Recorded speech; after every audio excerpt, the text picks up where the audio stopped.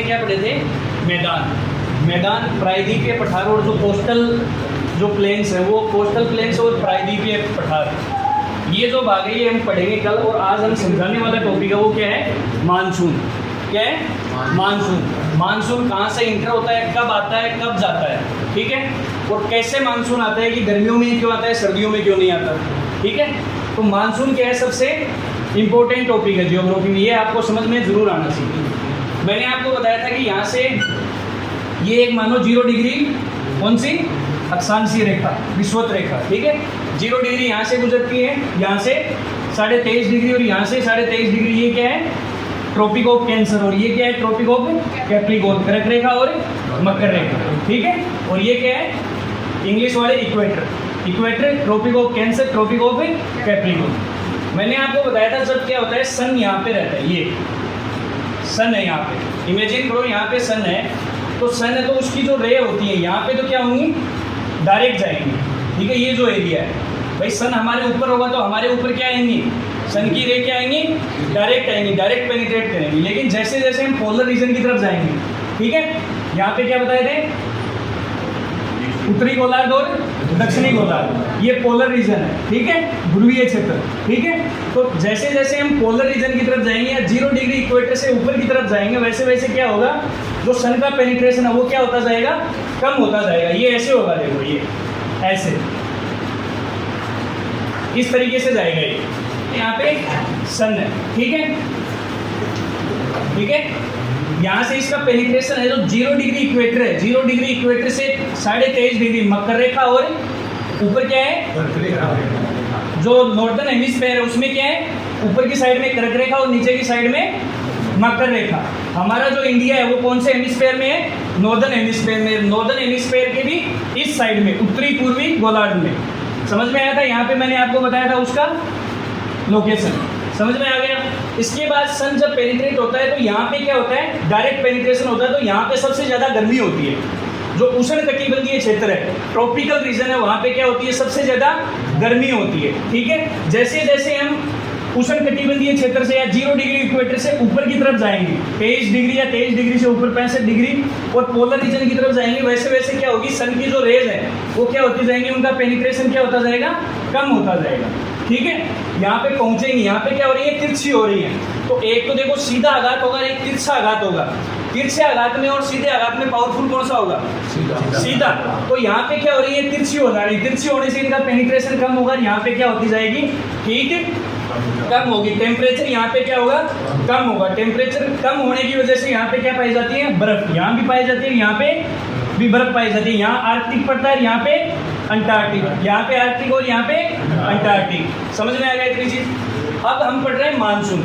Monsoon में क्या होता है, जब ग्रीष्म ऋतु होती है, ग्रीष्म ऋतु और शीत ऋतु, 2 ऋतु होती है। सबसे पहले तो मानसून शब्द कहाँ से आया, मानसून शब्द आया अरबी भाषा के मौसिम शब्द से, अरबी भाषा के मौसिम शब्द, ठीक है। वहाँ से मानसून शब्द लिया गया, जिसका अर्थ होता है ऋतुओं के हिसाब से हवाओं की दिशाओं में परिवर्तन, ठीक है। ऋतुओं के हिसाब से हवाओं की दिशाओं में परिवर्तन।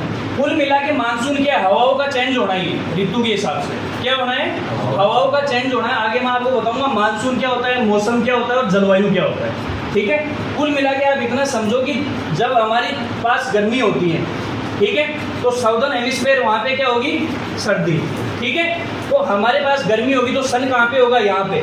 और हमारे पास जब सर्दी होगी तो सन क्या, नॉर्दर्न हेमिस्फीयर से सदर्न हेमिस्फीयर की तरफ चला जाता है जब हमारे पास गर्मी होती है। और जैसे ये हमारे पास गर्मी होती है और जब सन सौदर्न हेमिस्फीयर से या दक्षिणी गोलार्ध से उत्तरी गोलार्ध में आएगा तो हमारे पास यहाँ पे आ जाएगा। तो यहाँ पे आते ही जो इक्वेटर रीजन है वहाँ पे क्या हो जाएगी, गर्मी हो जाएगी, तापमान क्या हो जाएगा, बढ़ जाएगा। अब आप आसान भाषा में ये समझो कि जैसे जून महीना आता है, मई जून, अब गर्मी शुरू हो रखी है। गर्मी में क्या होता है, सन जो क्या था दक्षिणी गोलार्ध में था, वो जैसे जैसे गर्मी आना स्टार्ट होती है, अप्रैल मई जून में वो क्या हो जाता है, वापस आना स्टार्ट हो जाता है। कहाँ से, उत्तरी गोलार्ध से दक्षिणी गोलार्ध। लेकिन गर्मी आती है अप्रैल मई के महीने में दक्षिणी गोलार्ध से उत्तरी गोलार्ध में जाता है। कौन जाता है, सन। अब दक्षिणी गोलार्ध से उत्तरी गोलार्ध में जाएगा तो हम कौन से गोलार्ध में हैं, उत्तरी गोलार्ध में। अब उत्तरी गोलार्ध में जाएगा तो यहाँ पे टेम्परेचर क्या होगा, हाई होगा, क्योंकि सन यहाँ आ गया तो यहाँ पे डायरेक्ट पेनिट्रेट करेगा, और यहाँ पे था तो यहाँ पे क्या हो जाता था, तिरछा हो रहा था। इतनी चीज समझ में आ गई। यहाँ पे इनको बोलते हैं, आगे देखोगे यहाँ पे ITCZ, inter tropical convergent zone, ठीक है।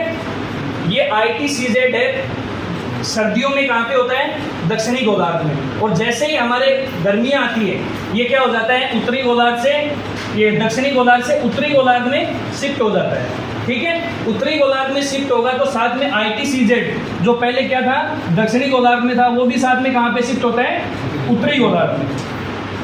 इतनी चीज समझ में आ गई।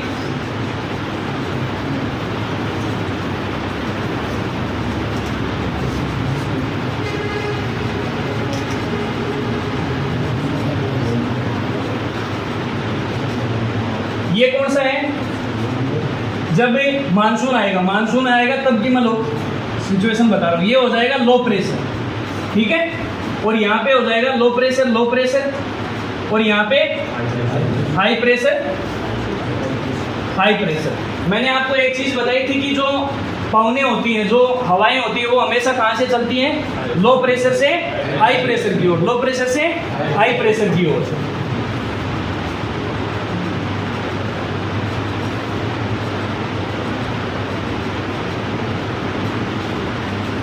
ये हिंद महासागर है, ठीक है।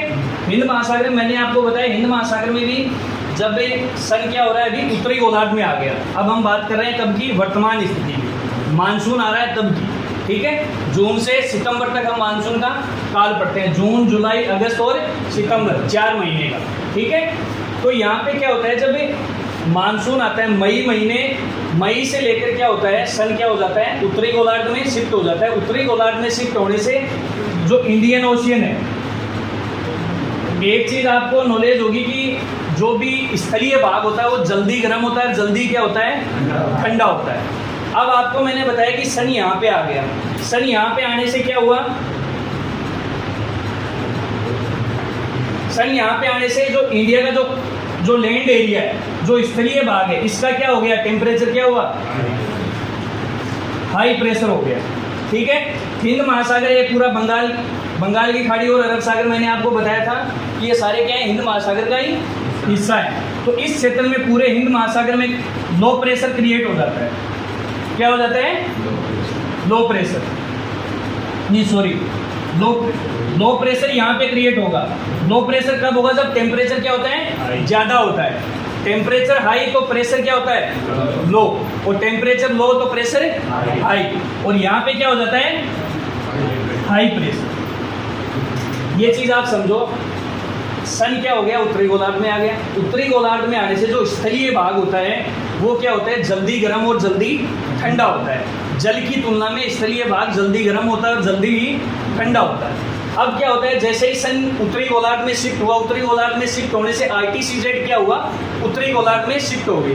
ITCZ उत्तरी गोलार्ध में शिफ्ट होने से जो हमारा जो लैंड एरिया है, जो स्थलीय भूभाग है, उसका वहाँ पे कौन सा क्रिएट हो गया, लो प्रेशर और high temperature, low pressure high temperature. और यहाँ पे जो जलीय भाग है, अब जलीय भाग इतनी जल्दी ठंडा और इतना जल्दी गर्म नहीं होता, तो यहाँ पे कौन सा बना रहेगा, हाई प्रेशर बना रहेगा। इसके कंपेयर में क्या होगा, यहाँ पे हिंद महासागर में हाई प्रेशर बना रहेगा। और मैंने आपको एक चीज़ बताई थी कि हवाएं हमेशा कहाँ चलती हैं, हाई प्रेशर से लो प्रेशर की ओर, हाई प्रेशर से लो प्रेशर की ओर।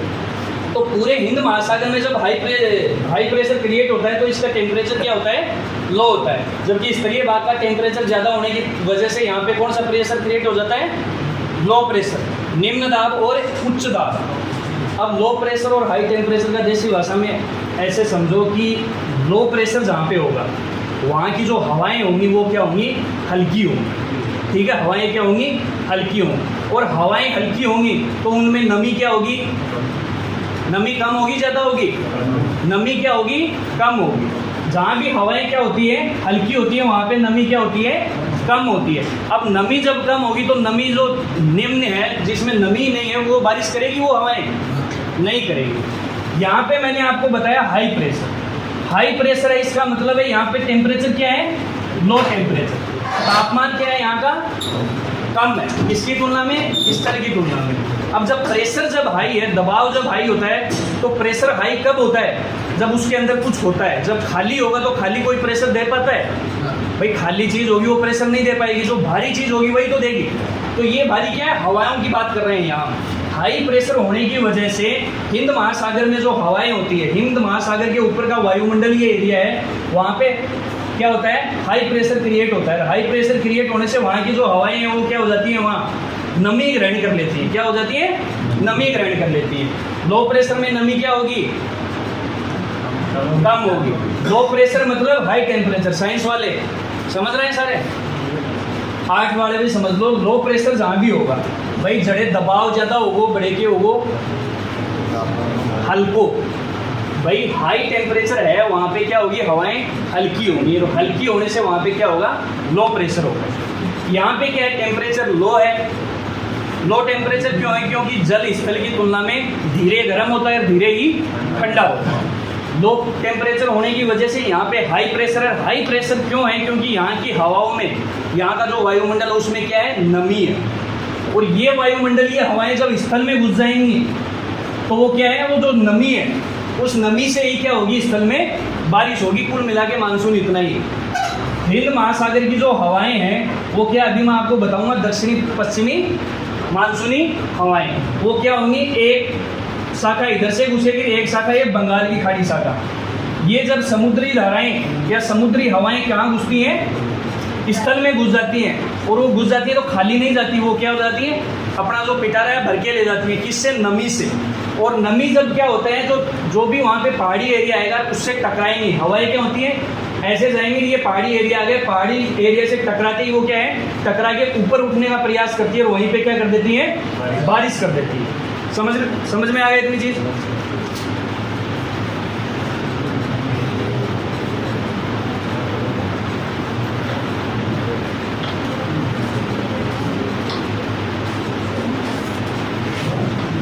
अब देखो इधर,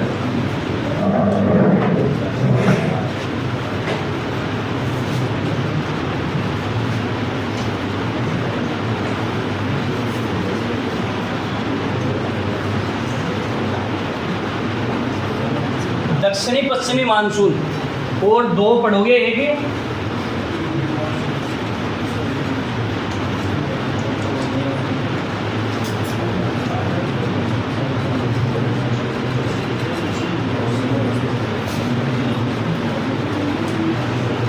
इसको एक बार साइड में रहने दो, इसको हम बाद में पढ़ेंगे। ये मानसून का आना है और ये मानसून का जाना है।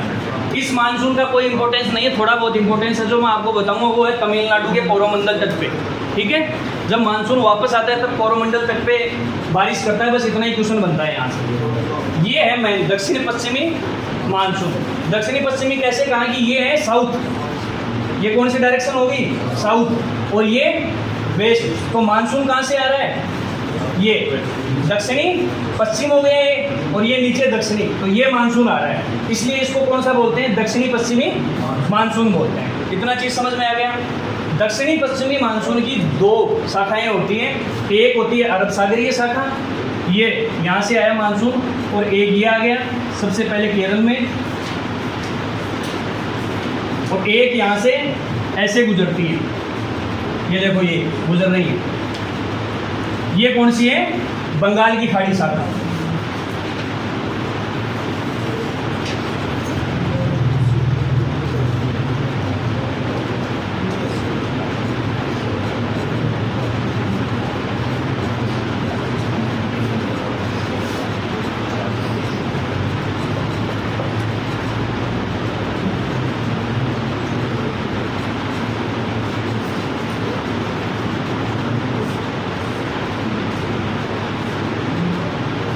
यहाँ से क्या हुई? लो प्रेशर है यहाँ पे, और लो टेम्परेचर और हाई प्रेशर है, और यहाँ पे हाई टेम्परेचर और ये देखो ये यहाँ पे क्या हो जाता है? Low pressure. और यहाँ पे पूरे हिंद महासागर में हाई प्रेशर, और हाई प्रेशर होते ही लो टेम्परेचर, और यहाँ पे हाई टेम्परेचर। High temperature. ये चीज़ आपको मेन चीज़ ये समझना है बस। ये हाई टेम्परेचर लो टेम्परेचर का कंसेप्ट समझ में आ गया तो मानसून कुछ नहीं है। एक चीज़ ध्यान में रखना, हवाएं हमेशा कहाँ चलती है? हाई से लो। भाई जल भी हमेशा हर चीज़ कहाँ से जाती है? उच्च से निम्न की तरफ ही जाती है, उच्च से निम्न की तरफ ही जाती है। तो यहाँ पे क्या हो गया? हाई प्रेशर क्रिएट हो गया। हाई प्रेशर क्रिएट हुआ क्यों? उसका कारण पता चल गया। क्योंकि जल क्या हुआ, जब उत्तरी गोलार्ध में संक्षिप्त हुआ, जो हमारा सूर्य है वो उत्तरी गोलार्ध में शिफ्ट हुआ, ITCZ भी क्या हुआ? उत्तरी गोलार्ध में शिफ्ट हो गया। उसके शिफ्ट होने से जो लैंड एरिया था वो क्या हो गया? सन के शिफ्ट होने से जल्दी गर्म हो गया। अब जल्दी गर्म हो गया तो उसका टेम्परेचर क्या हो गया? हाई हो गया। वो टेम्परेचर जहाँ पे हाई होगा वहाँ पे प्रेशर क्या होगा? लो होगा। ठीक है, इसके कंपेयर में जल का क्या रह गया? टेम्परेचर लो रह गया, प्रेशर हाई हो गया। अब क्या करेंगे? यहाँ पे क्या क्रिएट होगा? यहाँ पे हवाएं चलेंगी। हवाएं चलेंगी लो से हाई से लो की तरफ, तो हिंद महासागर से लैंड की तरफ। तो इस पूरे एरिया में बारिश करेगी। ये शाखाएं, एक शाखा किस नाम से जानते हैं? अरब सागरीय शाखा। दूसरी शाखा को बंगाल की खाड़ी की शाखा के नाम से जानते हैं। ये आपको दिख रही है, ये सारी अरब सागरीय ऐसे आई, ये अरब सागरीय शाखाएं। अरब सागरीय शाखाओं का सबसे पहले भारत में प्रवेश 1 जून को होता है। 1 जून को भारत में क्या आता है? मानसून का क्या होता है? प्रवेश। 1 जून को मानसून का प्रवेश होता है और वो कहाँ पे होता है? केरल में। ठीक है, कौन से पे? मालाबार तट पे।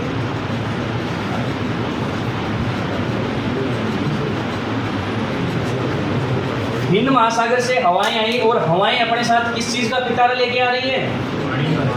नमी, ह्यूमिडिटी, पानी है वो आके पानी कहाँ बनेगा? जैसे ही वो क्या किसी ऊंची पहाड़ी से टकराएगा वहाँ पे क्या होगा? टकराते ही वहाँ से पानी बन के गिर जाएगा नीचे। समझ में आ गया? क्योंकि जैसे ही पहाड़ी से टकराता है, पहाड़ी से टकराने के बाद वो क्या है? ऊपर उठने का प्रयास करता है, लेकिन उनका प्रेशर क्या होता है? ये जो हवाएं आ रही है इनका प्रेशर क्या होता है? हाई होता है। तो हाई प्रेशर होने की वजह से यहाँ से टकराते ही यहाँ पे क्या कर देती है? बारिश कर देती है। अब समझो, देखो ये धाराएं यहाँ से आ रही हैं हिंद महासागर से। हिंद महासागर से आगे सबसे पहले ये यहाँ पे केरला है। ठीक है, केरल के मालाबार तट से टकराकर सबसे पहले 1 जून को भारत में मानसून का प्रवेश माना जाता है। कब? 1 जून को। 1 जून को सबसे पहले केरल में मानसून प्रवेश करता है। ठीक है, और यहाँ पे बारिश करती है। फिर इसके बाद अलग अलग डेट हैं, 5 जून, 10 जून, 15 जून, 20, 25, 30, 5 और 8। कुल मिला के बात ये है कि 15 जुलाई को पूरे भारत में मानसून पूर्ण रूप से आ जाता है। 1 जून से लेकर 15 जुलाई इतना डिफरेंस आता है। 15 जून को पूरे भारत में मानसून आ जाता है। सबसे पहले कहाँ पे आता है? केरला के मालाबार तट पे। और यहाँ पे कौन से साइड में बारिश करेगा? ये क्या है? मैंने आपको बताया था पश्चिमी घाट, और ये क्या है? पूर्वी घाट। तो जैसे ही धारा यहाँ से टकराएगी, ठीक है, हाई प्रेशर लेके आ रही है, हाई प्रेशर लेके आ रही है, तो यहाँ पे क्या है? मैंने आपको बताया था पहाड़ियाँ हैं, चोटियाँ हैं। ठीक है, तो यहाँ की पहाड़ी पर्वतों से टकराने के बाद वो यहाँ पे बारिश करेंगी। कौन सी साइड में कर देंगे बारिश? ये चीज़ समझना, इसी साइड में कर देंगे बारिश। कौन सा साइड है? पश्चिमी। जो पश्चिमी घाट है, पश्चिमी घाट के पश्चिमी साइड में ही बारिश करती है। कौन सी? अरब सागरीय धाराएं लगभग। उसका रीज़न ये है कि जैसे ये पहाड़ी को पार तो कर नहीं पाएंगे, और ये इस क्षेत्र को फिर क्या बोलते हैं? ये बारिशहीन रहता है, इसको बोलते हैं वृष्टि छाया प्रदेश। ठीक है,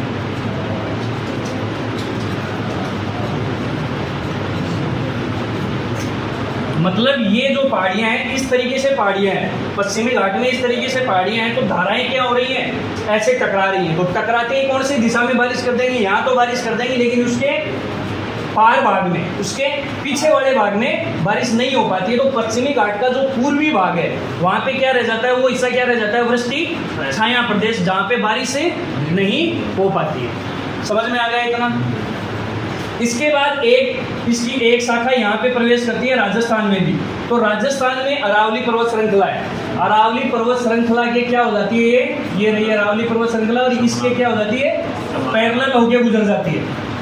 इसके क्या हो जाती है, पैरेलल होके गुजर जाती है। क्योंकि अगर ये अरावली शाखा ऐसे होती ना क्रॉस, तो राजस्थान में बहुत बारिश होती है, ये मरुस्थल नहीं होता, मरुस्थल नहीं होता। क्योंकि इसका जो अरावली है वो उसका विस्तार क्या है, साउथ से नॉर्थ की तरफ। अगर ये ईस्ट से वेस्ट होता तो ये जो अरब सागरीय धाराएं आ रही हैं, इसके लिए किसका काम करता है, ये अरावली पर्वत अवरोध का काम करता है। अवरोध का काम करता है तो यहाँ से टकरा कर राजस्थान में क्या होती, बारिश होती। लेकिन अरावली पर्वतमाला का विस्तार दक्षिण से उत्तर की तरफ होने से जो अरब सागरीय मानसूनी धाराएं हैं वो क्या हो जाती हैं, इसके समानांतर होकर गुजर जाती हैं। तो राजस्थान में बारिश बहुत कम होती है।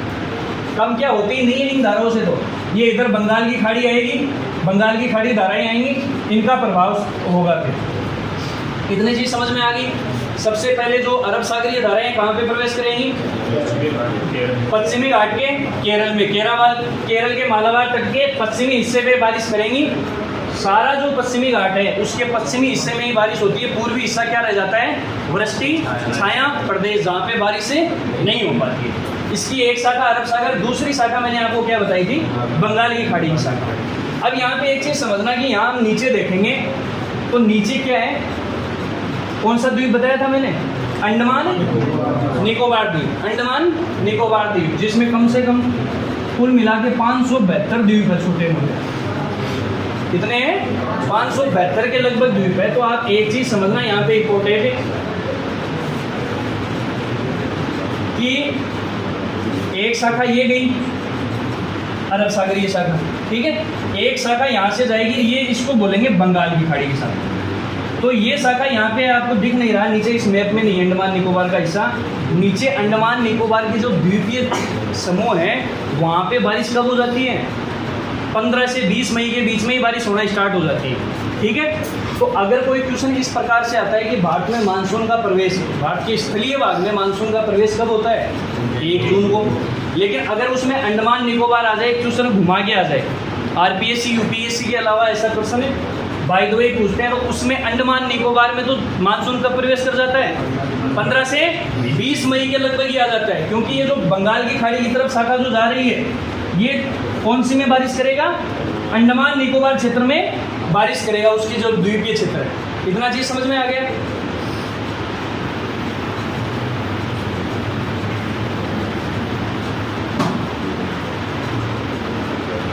ये बंगाल की खाड़ी शाखा है, ये क्या है, बंगाल की खाड़ी की शाखा है। बंगाल की एक अरब सागरीय शाखा, ये बंगाल की खाड़ी की शाखा है। बंगाल की खाड़ी की शाखा यहाँ पे एक अराकान योमा पर्वतमाला।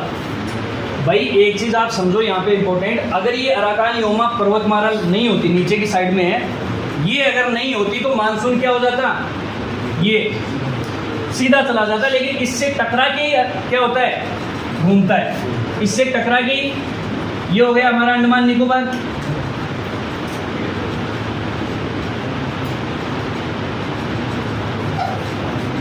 ये हो गया, ठीक है।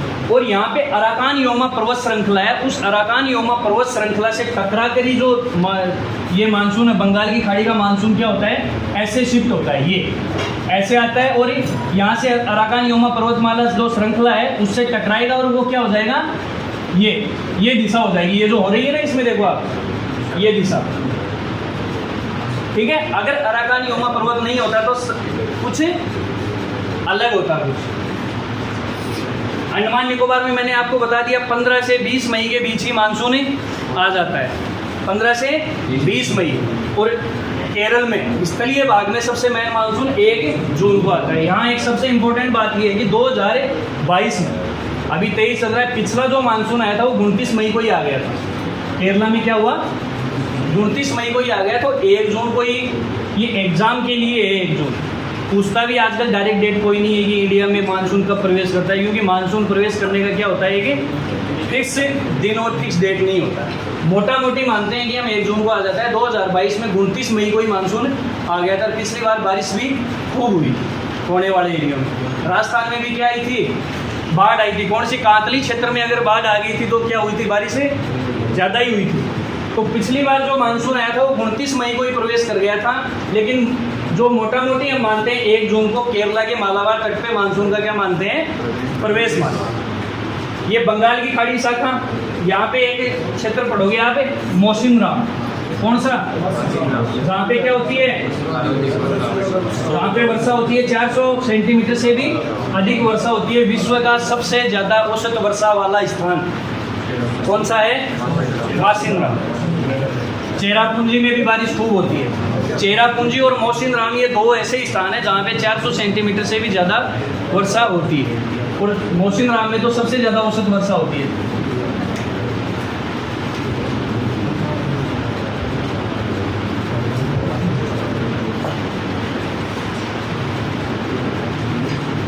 तो जो बंगाल की खाड़ी की शाखा है सबसे पहले कहाँ पे प्रवेश करेगी, नॉर्थ ईस्ट। एक शाखा इसकी कहाँ पे जाएगी, नॉर्थ ईस्ट जो क्षेत्र है मेघालय, मेघालय में बारिश करेगी। मेघालय पूरा जो नॉर्थ ईस्ट क्षेत्र है इसमें बारिश करेगी। सबसे ज़्यादा कौन से क्षेत्र में बारिश करेगी, मौसिनराम और चेरापूंजी क्षेत्र। इसकी कुछ शाखाएं हैं वो ऐसे इस तरीके से देखो ये जा रही हैं, और यहाँ पे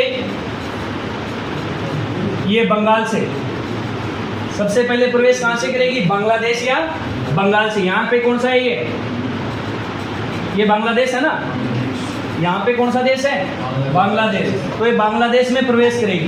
बांग्लादेश के बाद भारत के कौन से हिस्से में सबसे पहले प्रवेश करेगी, बंगाल। कौन से में, बंगाल। बंगाल से प्रवेश करके ये आगे जाएगी, यूपी, पंजाब, ये जो क्षेत्र है एमपी, इस क्षेत्र में बारिश करेगी। दो शाखाएं हो गई, कौन सी, अरब सागरीय शाखा है, बंगाल की खाड़ी की शाखा है। हवाएं कैसे चली, हाई प्रेशर और लो प्रेशर क्रिएट होने की वजह से। जो समुद्री भाग है वहाँ पे कौन सा क्रिएट हुआ, प्रेशर, हाई प्रेशर। जो स्थलीय भाग है वहाँ पे लो प्रेशर क्रिएट हुआ। हवाएं कौन से चली, हाई प्रेशर से लो प्रेशर की ओर। अपने साथ क्या लेके आई, नमी या जल लेके आई। वो जल, जब ये हवाएं भारी हो रखी हैं, भारी होते ही क्या हो रखी हैं, मतलब कुल मिला के आग की हो रही है, और ये आग की हो रही इकट्ठे भी है, बीच में जाके टकराओगे, बढ़े क्या कर देंगी, बारिश कर देंगी और खाली हो जाएंगी। पूर्णतः खाली को नहीं होंगी, पूर्णतः खाली तो आगे तक जाएंगी बारिश करती करती। समझ में आएगी। इसके बाद होता है, ये कौन सा मानसून पढ़ा दोनों हमने, दक्षिणी पश्चिमी मानसून।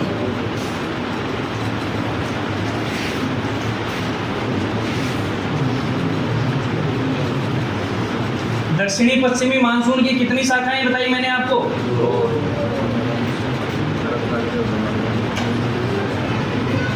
और बंगाल की खाड़ी।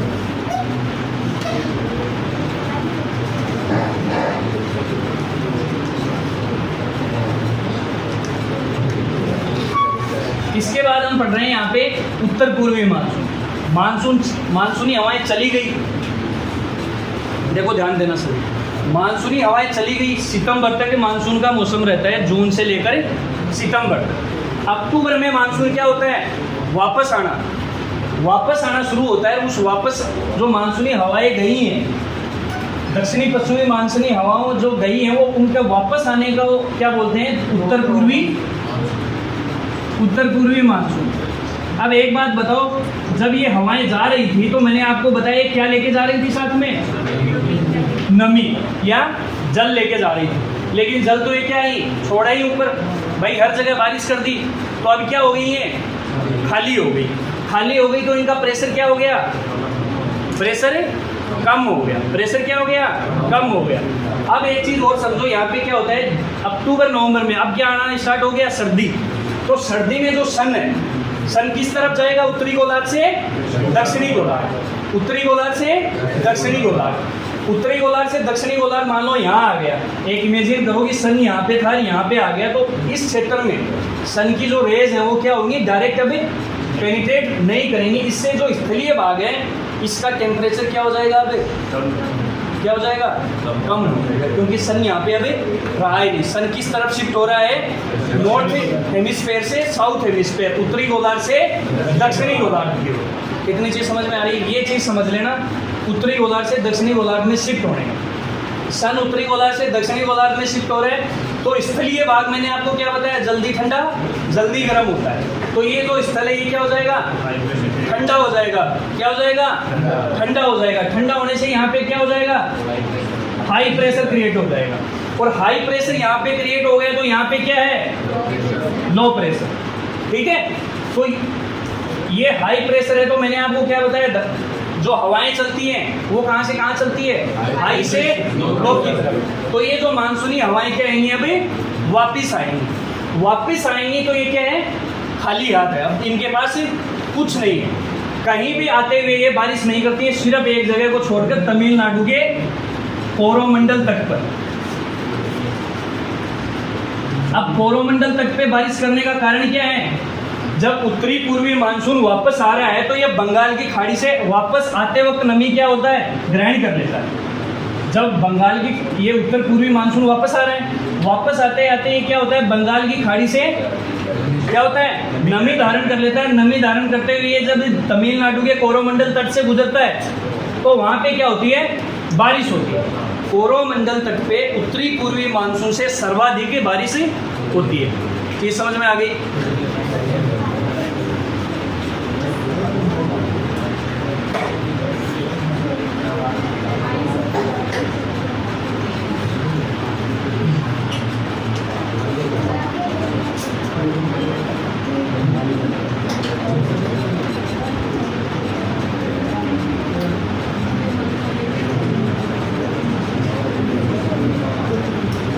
ये तीन चीजें हैं, देखो, एक तो है मौसम, एक है मानसून और एक है जलवायु। ये जो मौसम और जलवायु है ना, इसमें आपको अंतर पता होना चाहिए। मानसून हमने क्या अभी पढ़ा है, मानसून क्या है, अरबी भाषा के मौसम शब्द से बना है जिसका अर्थ होता है ऋतुओं के हिसाब से। ऋतु कौन होती है मुख्य, कितनी होती है, ग्रीष्म ऋतु और शीत ऋतु। ग्रीष्म ऋतु आते ही और शीत ऋतु आते ही हवाओं का क्या होना, परिवर्तित होना, उन्हीं को क्या बोलते हैं, मानसून बोलते हैं। मौसम और जलवायु क्या होता है, मौसम होता है शॉर्ट टर्म और जलवायु क्या होता है, लॉन्ग टर्म।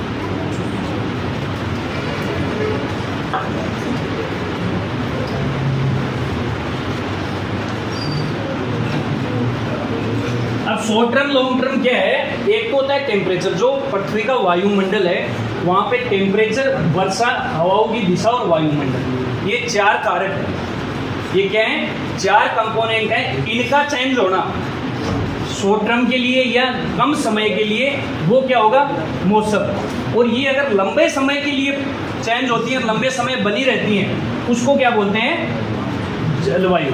समझ में आई चीज़ नहीं है।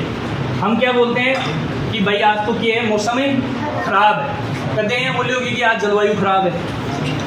क्या उनको ना कि मौसम एक दिन, 2 दिन, 3 दिन, 4 दिन, 5 दिन रहता है और जलवायु क्या रहती है, 5 महीने, 6 महीने, लॉन्ग टर्म रहती है। तो जलवायु चीज सेम है, लेकिन जलवायु क्या है, लॉन्ग टर्म है, लंबे समय के लिए, और मौसम क्या है, शॉर्ट टर्म, कम समय के लिए चेंज होना। किनका, तापमान का, वर्षा का, हवाओं की दिशा और दाब। भाई जब मौसम चेंज हो तो क्या है, अब मौसम चेंज कर बोला कि आज तो तावड़ो बहुत है, ज़्यादा है, तावड़ो बहुत ज़्यादा है, और तावड़ो बहुत ज़्यादा हो तो कदे कदे क्या होगी, बारिश हो जाती। तावड़ो होगा और आपने पसीनों खूब आ रहे हैं तो क्या होगी, बारिश होगी। क्यों हुआ है, पसीनों खूब कद आवे कि वातावरण में क्या हुआ है, ह्यूमिडिटी हो है। क्या हुआ है, ह्यूमिडिटी। अब ह्यूमिडिटी मतलब पानी। अगर पानी है और टेम्परेचर ज़्यादा हो रहा है तो टेम्परेचर ज़्यादा होने की वजह से क्या आएगा, कुछ समय बाद बारिश आ जाती है। सुबह अगर ऐसा होता है, शाम तक क्या हो जाती है, बारिश हो जाती है। तो मौसम का चेंज होने का मतलब होता है तापमान में चेंज होना, दाब में चेंज होना, और हवाओं की दिशा और वर्षा में चेंज होना, वर्षा होना या नहीं होना। इतनी चीज़ समझ में आ गई। मौसम समझ में आया, मानसून समझ में आया, और जलवायु। जलवायु और मौसम में मेन डिफरेंस क्या है, समयाकाल का। ये क्या है, शॉर्ट टर्म, और ये क्या है, लॉन्ग टर्म।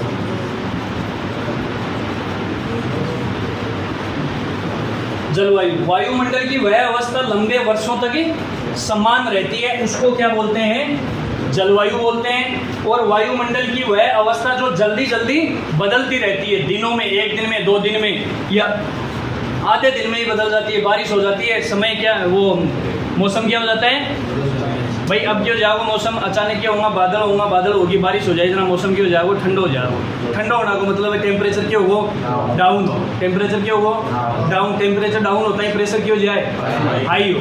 प्रेशर में चेंज हो रहा है, टेम्परेचर में चेंज हो रहा है। बारिश कुछ समय पहले हुई है और हवाओं की क्या हो जाती है, दिशाएं चेंज हो जाती है। दिशा भी चेंज नहीं हो तो हवा चलती है या नहीं चलती। चार कारक मैंने आपको बता दिए। मौसम क्या है, वायुमंडल की वह अवस्था जो जल्दी जल्दी बदलती रहती है। जल्दी जल्दी का मतलब है दिनों में बदलती रहती है, महीने भी नहीं टिकती, ठीक है। और वायुमंडल के क्लाइमेट किसको बोलते हैं या जलवायु किसको बोलते हैं, जल और वायु। यहीं से पकड़ लो आप, जल और वायु का चेंज होना ही क्या है, जलवायु। जल और वायु की अवस्था में इनमें परिवर्तन आना ही क्या है, जलवायु, जो कि कई वर्षों तक बनी रहे। ये देखो मैंने आपको बताया था ये क्या है, इक्वेटर, 0 डिग्री इक्वेटर या भूमध्य रेखा, यहाँ पे कर्क रेखा और ये मकर रेखा। मानसून शब्द की उत्पत्ति अरबी भाषा के मौसमी शब्द से हुई, जिसका अर्थ क्या है, हवाओं की दिशा ऋतुओं के अनुसार बदल जाना। हवाओं की दिशा क्या होती है, ऋतुओं के अनुसार बदलती है। और हवाओं की क्या हो रही है, दिशाएं तो बदल रही है। भाई जब ग्रीष्म ऋतु आई थी तो हवाएं कैसे चली, ये। और जब ग्रीष्म ऋतु जाने लगी, जब शीत ऋतु आने लगी तो हवाएं कैसे चलने लग गई, ये। इसका क्या नाम दिया था हमने, दक्षिणी पश्चिमी मानसून। इसको क्या नाम दिया था, उत्तरी पूर्वी मानसून। उत्तरी पूर्वी मानसून से भारत के एक हिस्से पे सबसे ज्यादा बारिश होती है, वो क्या है, उत्तराखंड का कोरोमंडल तट। उत्तराखंड के कोरोमंडल तट पे, अरे सॉरी, तमिलनाडु के कोरोमंडल तट पे सर्वाधिक वर्षा होती है। कौन से उत्तरी पूर्वी मानसून या आने वाले मानसून। समझ में आ गई इतनी चीज। अब आप एक चीज देखो कि जो बारिश कहीं पे कम होती है, कहीं पे क्या होती है, ज्यादा होती है। उसका क्या कारण होता है, उसका